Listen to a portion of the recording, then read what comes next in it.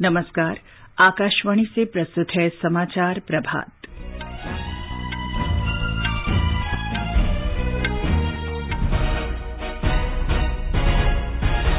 प्रधानमंत्री नरेंद्र मोदी आज 16वें पूर्वी एशिया सम्मेलन में वर्चुअल माध्यम से भाग लेंगे।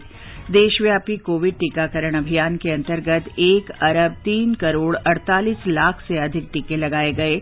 भारतीय रेलवे ने त्योहारों के दौरान लोगों की सुविधा के लिए 110 विशेष रेलगाड़ियों के 668 फेरे लगाए जा रहे हैं।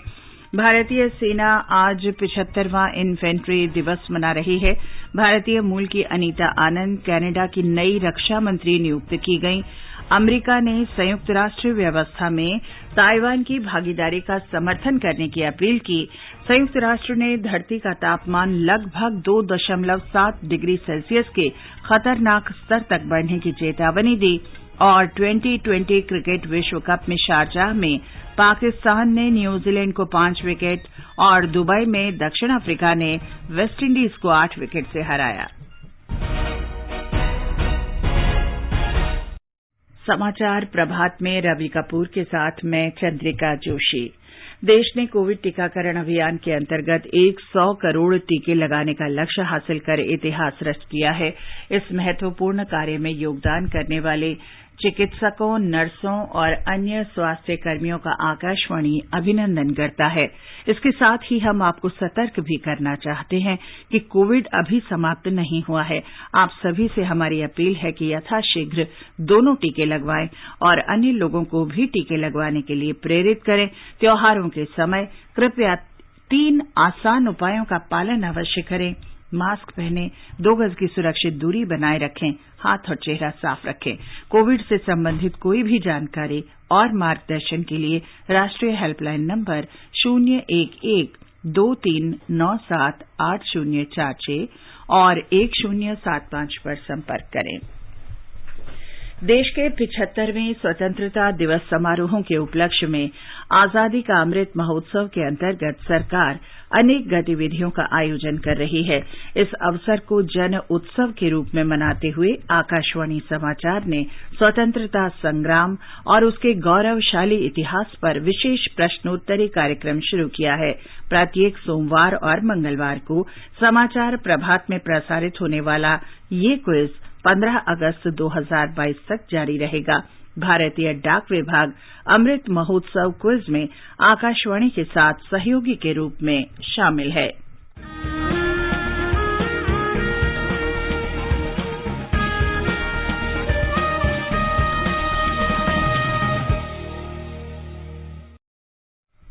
कल के अमृत महोत्सव क्विज का प्रश्न था, राष्ट्रगीत वंदे मातरम किस प्रसिद्ध उपन्यास का अंश है? इस प्रश्न का सही उत्तर है बंकिम चंद्र चट्टोपाध्याय द्वारा लिखित आनंद मठ। 1882 में लिखे गए इस उपन्यास में की गई शक्तिशाली राष्ट्र की परिकल्पना ने अनेक राजनीतिक आंदोलनों को प्रेरित किया। आकाशवाणी को दुनिया भर से बड़ी संख्या में अपने श्रोताओं से इस प्रश्न का उत्तर मिला है और भाग्यशाली विजेता हैं उत्तर प्रदेश में अयोध्या के नाहर बाग से आश्री शाह।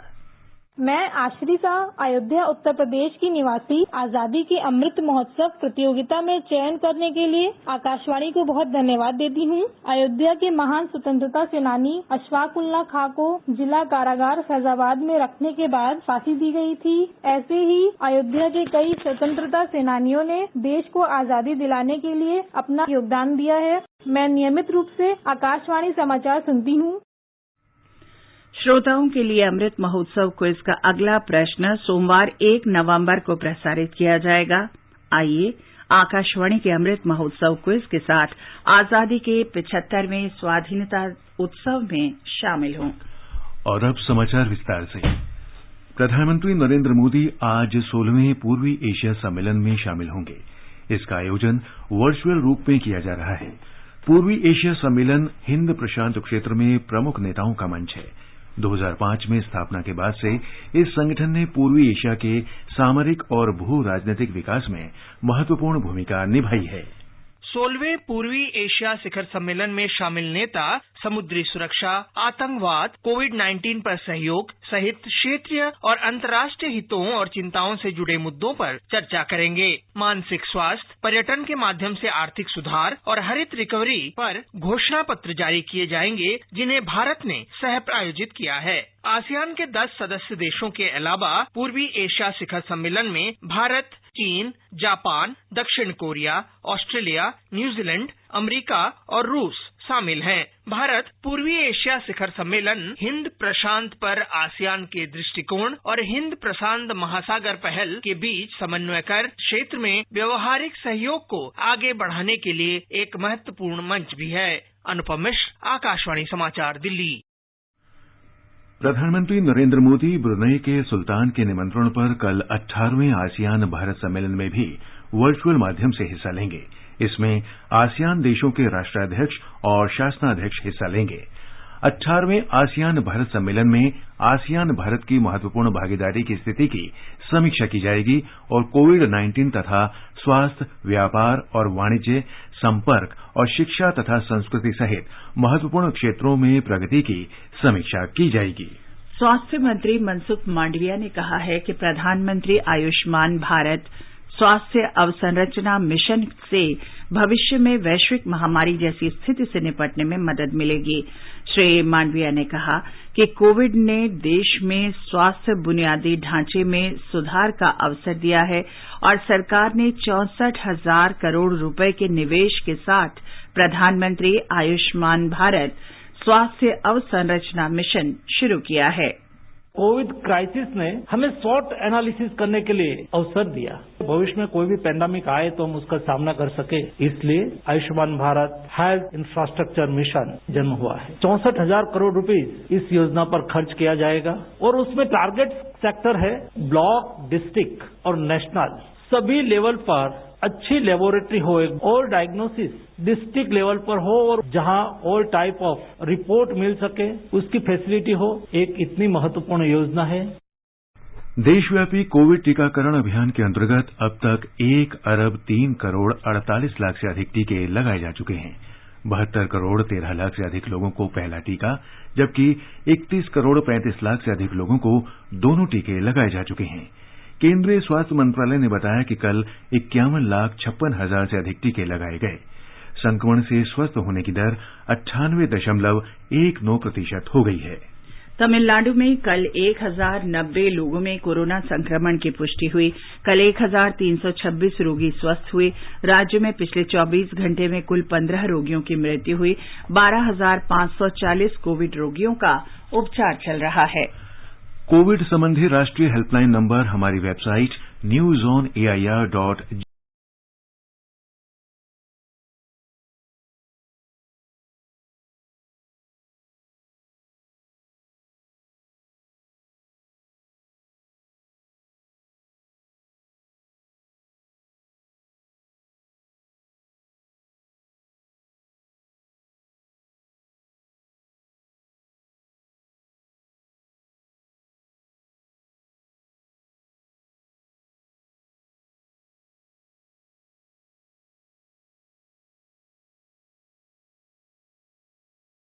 रेल ने आगामी त्योहारों को देखते हुए सुगम यात्रा के लिए विशेष प्रबंध किए हैं।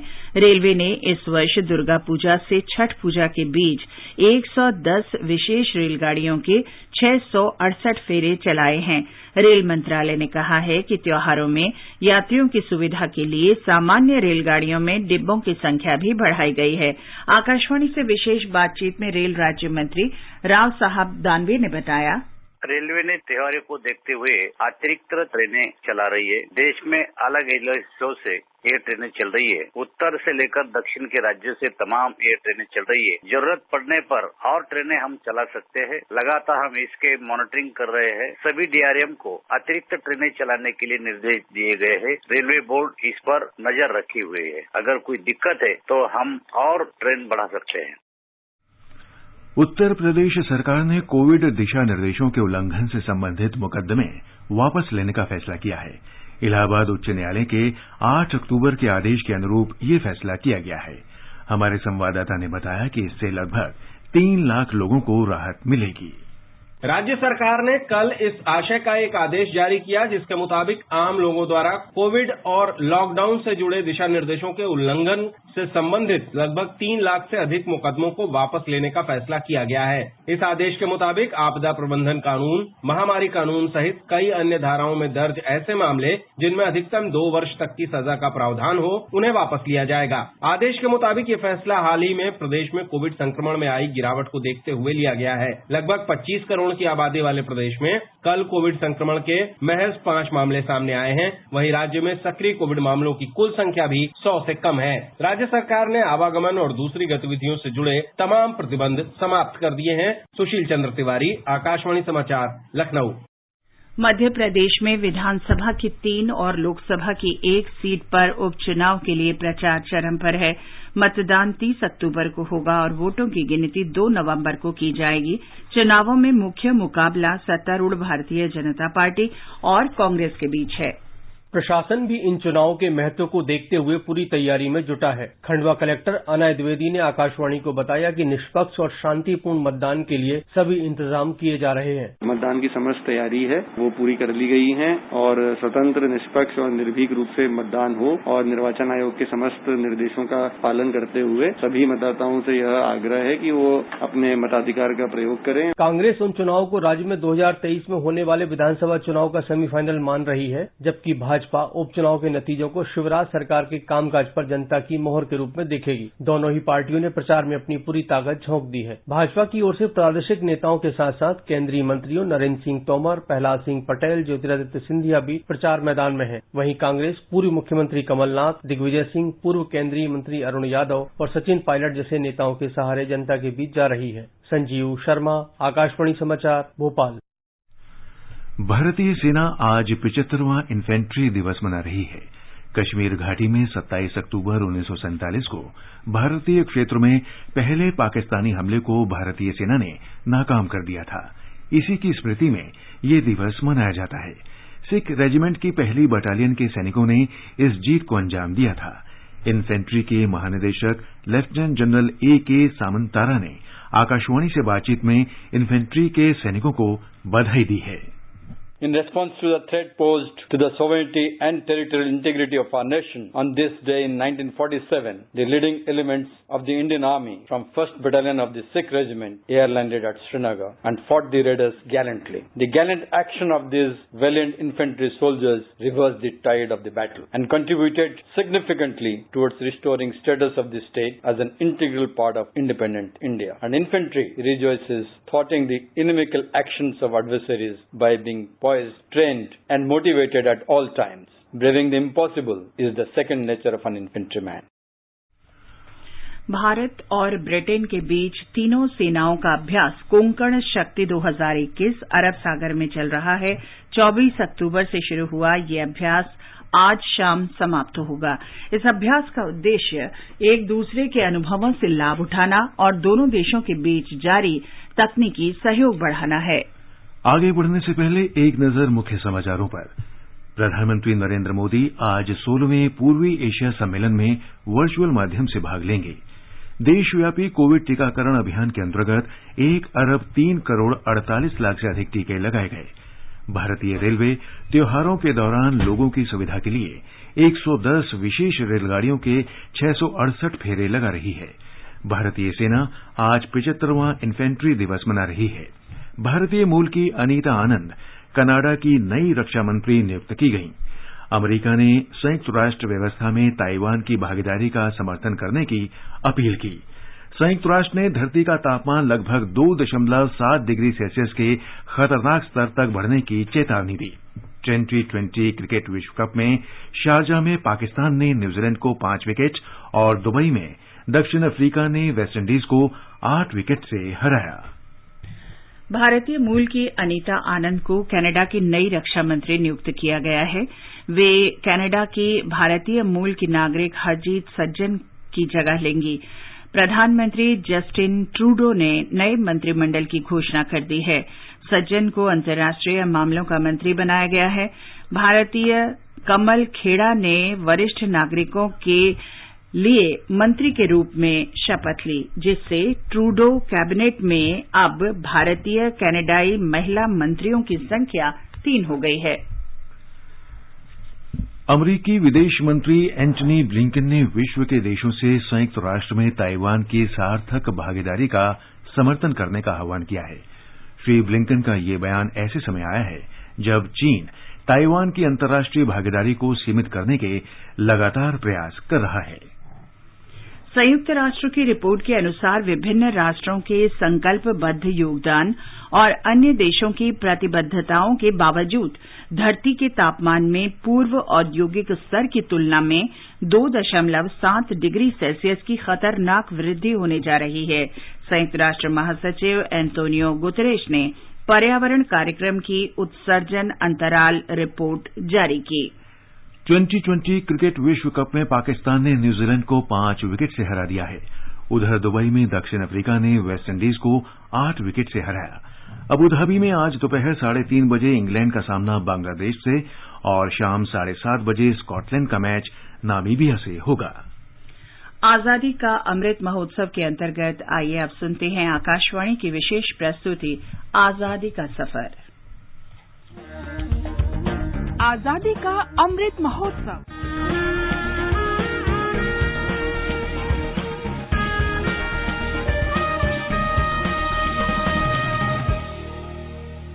आजादी का सफर आकाशवाणी के साथ एक राष्ट्र का जन्म, भारत का शानदार स्वाधीनता संघर्ष आधुनिक विश्व के महानतम संघर्षों में से एक है।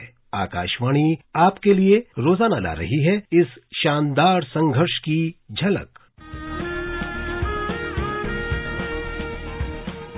27 अक्टूबर महान स्वाधीनता सेनानी, क्रांतिकारी और पत्रकार ब्रह्म बांधव उपाध्याय की पुण्यतिथि है। उनका जन्म 11 फरवरी 1861 को पश्चिम बंगाल के हुगली जिले के खानान गांव में हुआ था। जब वे हाई स्कूल में थे तो वे राष्ट्रवादी आंदोलन की ओर आकर्षित हुए। कॉलेज की पढ़ाई के दौरान वो स्वाधीनता आंदोलन में शामिल हो गए। कोलकाता में स्कॉटिश चर्च कॉलेज में स्वामी विवेकानंद उनके सहपाठी थे। ब्रह्म बांधव युद्ध कला सीखने और अंग्रेजों को खदेड़ने के लिए ग्वालियर राज की सेना में शामिल होना चाहते थे। उन्होंने 2 बार कोशिश भी की, लेकिन महाराजा की नीतियों के कारण हताश होकर उन्हें वापस लौटना पड़ा। वे पहले से ही ब्रह्म समाज के सक्रिय सदस्य थे। अपने बहुत से समकालीन लोगों की तरह ब्रह्म बांधव भी राष्ट्रीय गौरव की स्थापना के साथ आध्यात्मिक शांति भी चाहते थे। वे 1888 में ब्रह्म मिशनरी के रूप में सिंध गए। उनकी जीवनी में लेखक जूलियस लिपनर ने लिखा है कि ब्रह्म बांधव ने नए भारत के निर्माण में महत्वपूर्ण योगदान दिया, जिसकी पहचान 19वीं सदी की पहली छमाही में उभरने लगी।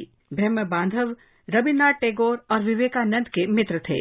लिपनर के अनुसार विवेकानंद ने क्रांति की ज्वाला प्रज्वलित की, ब्रह्म बांधव ने इस ज्वाला को और तेज किया, उसकी रक्षा की और बलिदान दिया। ब्रह्म बांधव ने बंगाली अखबार संध्या का संपादन किया और अंतिम सांस तक इसके संपादक रहे।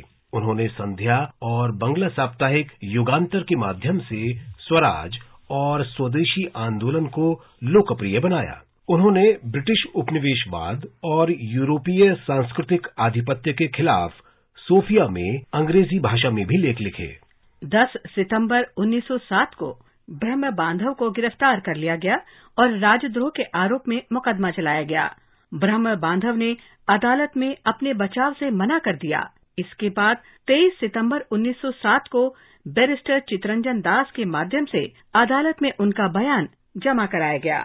बयान में ब्रह्म बांधव ने कहा कि वे संध्या के प्रकाशन, प्रबंधन और संचालन की सभी जिम्मेदारी स्वीकार करते हैं। ब्रह्म बांधव ने ये भी कहा कि 13 अगस्त 1907 को अखबार में प्रकाशित लेख उन्होंने ही लिखे थे। उन्हीं में से कुछ लेखों को उत्तेजक मानते हुए ब्रह्म बांधव के खिलाफ मुकदमे का आधार बनाया गया था। ब्रह्म बांधव ने मुकदमे की कार्यवाही में शामिल होने से मना कर दिया था। दरअसल उन्हें विश्वास था कि स्वराज के ईश्वर नियुक्त मिशन का हिस्सा बनने के कारण उन्हें किसी भी तरह से लोगों को अंग्रेजों के विरुद्ध भड़काने के लिए जिम्मेदार नहीं ठहराया जा सकता। सुनवाई के दौरान ब्रह्म बांधव के पेट में दर्द हुआ और उन्हें कोलकाता के अस्पताल में भर्ती कराया गया। अस्पताल में उनकी सर्जरी की गई, लेकिन उनका कष्ट दूर नहीं हुआ और 27 अक्टूबर 1907 को उनका निधन हो गया। महज 46 वर्ष के जीवन में ब्रह्म बांधव उपाध्याय ने विदेशी प्रभुत्व के विरुद्ध स्वतंत्रता संघर्ष में सच्चे मन से भाग लिया। 27 अक्टूबर क्रांतिकारी स्वाधीनता सेनानी जतीन्द्र नाथ दास की जयंती भी है। उनका जन्म कोलकाता में 27 अक्टूबर 1904 में हुआ था। 17 वर्ष की उम्र में ही वे 1921 के असहयोग आंदोलन में शामिल हुए। लाहौर षड्यंत्र केस के संबंध में 14 जून 1929 को उन्हें अंग्रेजों ने गिरफ्तार कर लिया। उन पर क्रांतिकारियों के साथ ब्रिटिश पुलिस अधिकारी जॉन सॉन्डर्स की हत्या का आरोप था। राजनीतिक बंदियों के अधिकारों के धर्म योद्धा के रूप में जतिन ने कैदियों के साथ अंग्रेजों के बुरे बर्ताव के विरोध में लाहौर सेंट्रल जेल में 63 दिनों तक भूख हड़ताल की थी। भूख हड़ताल के दौरान जतिन को तमाम तरह की यातनाएं दी गईं। आखिरकार 13 सितंबर 1929 को जतिन ने मातृभूमि के लिए प्राणों की आहुति दे दी। वतन पे जो फिदा होगा अमर वो नौजवान होगा। वतन पे जो फिदा होगा अमर वो नौजवान होगा। रहेगी जब तलक दुनिया ये अफसाना बयां होगा। सुभाष चंद्र बोस ने उन्हें भारत का युवा दधीची कहा था। आजादी का सफर आकाशवाणी के साथ की इस कड़ी में आज बस इतना ही। कल फिर मिलेंगे एक नई कड़ी के साथ।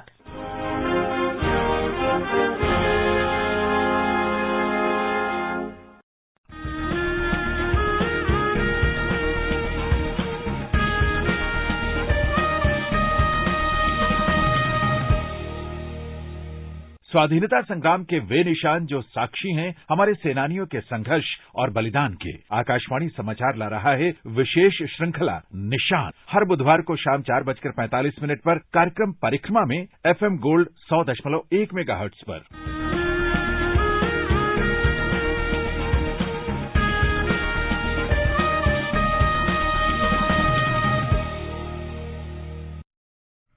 जम्मू कश्मीर के उपराज्यपाल मनोज सिन्हा ने कल श्रीनगर के बोटैनिकल गार्डन में सूफी उत्सव संगीत संध्या में भाग लिया।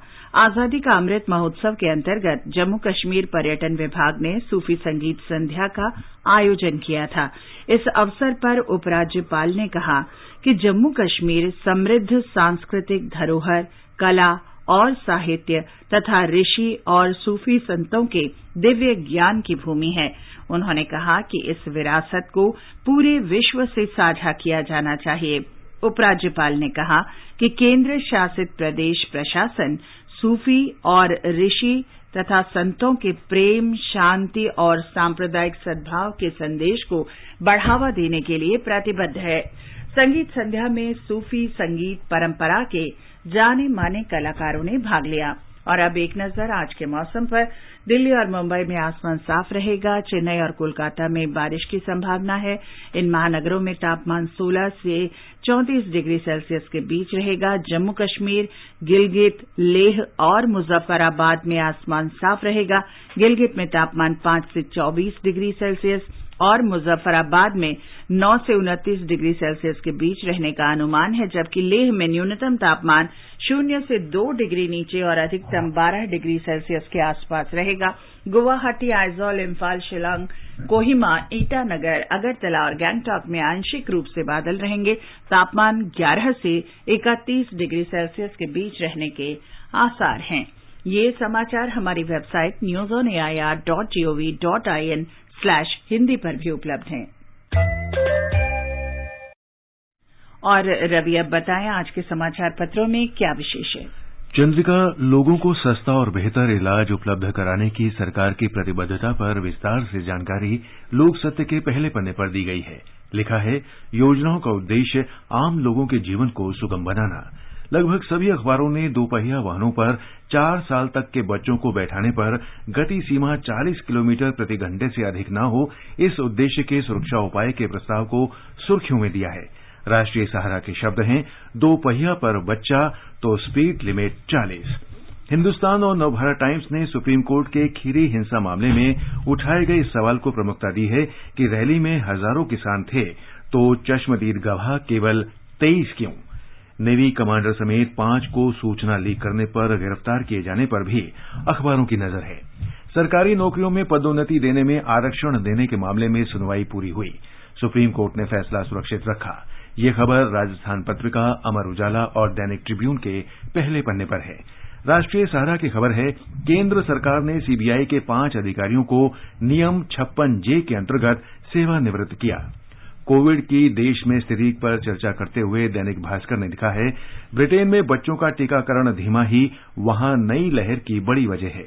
फ्रांस समेत जिन देशों में टीकाकरण बढ़ा है वहां नए केस बढ़ने की दर धीमी है। पत्र ने सतर्क करते हुए लिखा है, कोरोना का ये ट्रेंड हमारे लिए सबक है। हिंदुस्तान ने उत्तराखंड देवस्थानम बोर्ड के हवाले से लिखा है, केदारनाथ धाम के कपाट शीतकाल के लिए 6 नवंबर को बंद होंगे। जनसत्ता के पहले पन्ने की खबर का शीर्षक है, अमेरिका के लोग अक्टूबर को हिंदू विरासत माह के रूप में मना रहे हैं। इस दौरान समाज को कुछ देने की भावना के साथ योग से लेकर भोजन, नृत्य, संगीत, अहिंसा और गहन जीवन दर्शन के साथ साथ त्योहारों के बारे में अमेरिकी लोग जानकारी बढ़ाएंगे। दैनिक जागरण ने जापान की राजकुमारी माको के आम आदमी जैसी जिंदगी जीने के फैसले के बाद शाही ऐशो आराम को ठुकराकर आम आदमी से विवाह करने की खबर दी है। दैनिक ट्रिब्यून और अमर उजाला ने चित्र के साथ लिखा है, शाही दर्जा समाप्त कर गुलदस्ता लिए महल से निकली। राजस्थान पत्रिका लिखता है, नासा की नजर आकाशगंगा से दूर, पहला ग्रह खोजा, दावा किया कि आकाशगंगा से बाहर खोजा जाने वाला ये पहला ग्रह हो सकता है। और अंत में मुख्य समाचार एक बार फिर। प्रधानमंत्री नरेंद्र मोदी आज 16वें पूर्वी एशिया सम्मेलन में वर्चुअल माध्यम से भाग लेंगे। देशव्यापी कोविड टीकाकरण अभियान के अंतर्गत 1 अरब 3 करोड़ 48 लाख से अधिक टीके लगाए गए। भारतीय रेलवे त्योहारों के दौरान लोगों की सुविधा के लिए 110 विशेष रेलगाड़ियों के 668 फेरे लगा रही है। भारतीय सेना आज 75वां इन्फेंट्री दिवस मना रही है।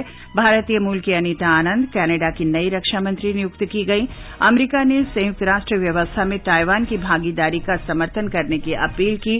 संयुक्त राष्ट्र ने धरती का तापमान लगभग 2.7 डिग्री सेल्सियस के खतरनाक स्तर तक बढ़ने की चेतावनी दी। और 2020 क्रिकेट विश्व कप में शारजाह में पाकिस्तान ने न्यूजीलैंड को 5 विकेट और दुबई में दक्षिण अफ्रीका ने वेस्टइंडीज को 8 विकेट से पराजित किया। इसके साथ ही समाचार प्रभात का ये अंक समाप्त हुआ। नमस्कार।